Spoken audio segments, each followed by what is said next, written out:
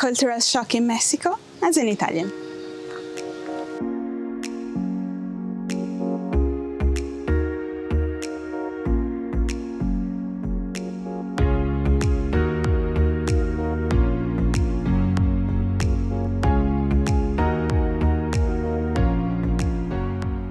So I've been living in Mexico for almost 2 years now.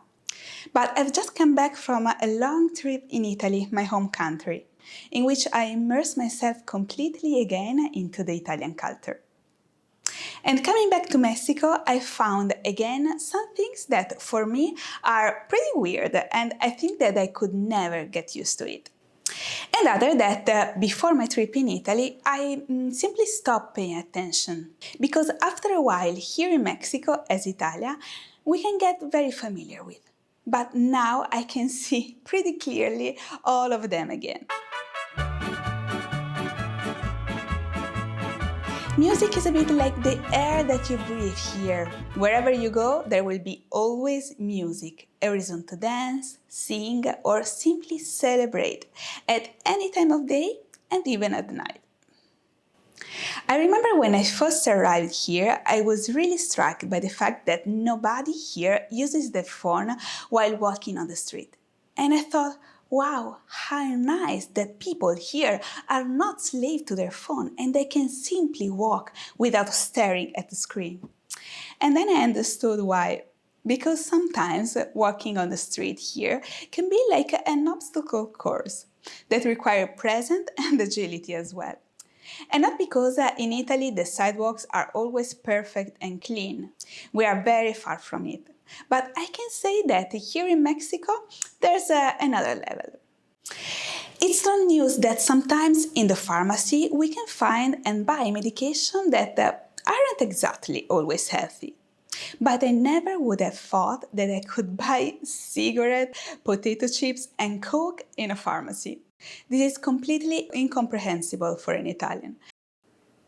But let's keep on talking about Coke. Coke and also the so-called refresco, which refers to all the sugary drinks, can sometimes cost even less than natural water in some stores.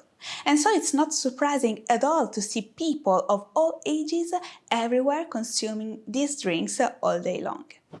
Mexicans are lovely people. They are friendly, sociable, and I truly adore them.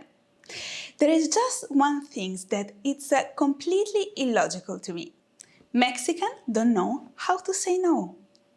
They will always say yes, no matter what you ask.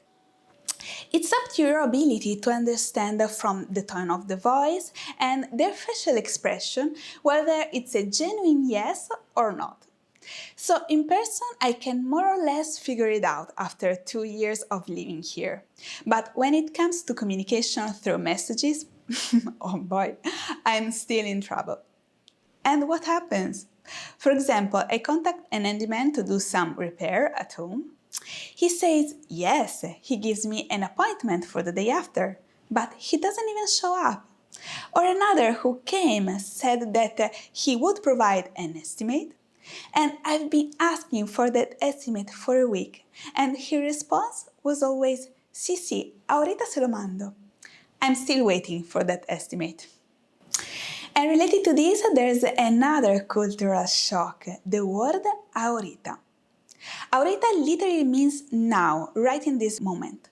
But every time, sometimes saying it to me, 1,000 of possible scenarios open up in my mind.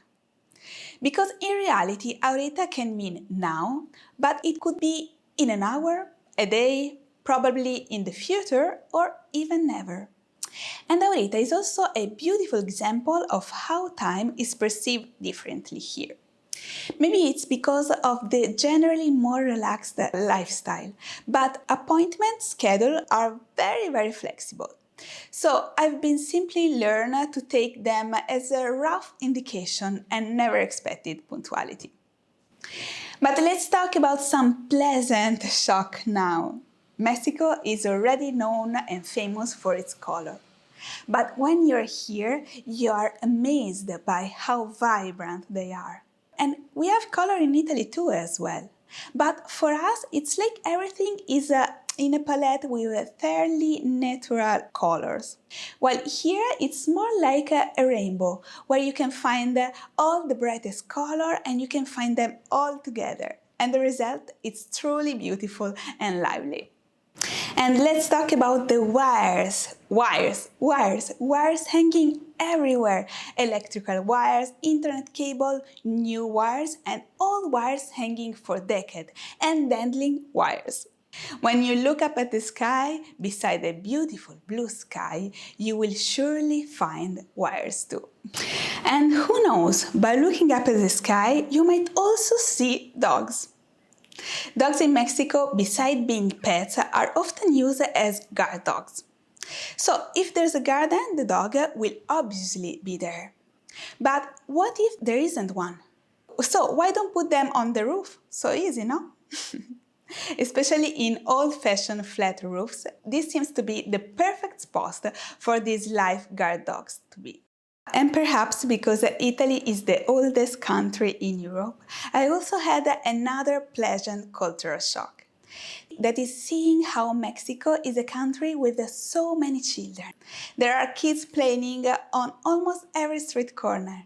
There are children, young people, and pregnant women everywhere. And regardless of age, what also amazed me is seeing happy faces frequently. And perhaps for those of us coming from the busiest modern countries can notice it even more. So often we walk through the street in the big city and we see these long faces, this perpetually dissatisfied expression. Of course, I don't want to generalize, but if the scale in the big business city tilts towards unfolded sad faces, here it tilts towards smile and genuine unfolded laughter. You see not only children but also adults, rich and poor, smiling. And this is for me one of the greatest lessons that Mexico has taught me so far. By seeing even the poorest people laugh and smile at life.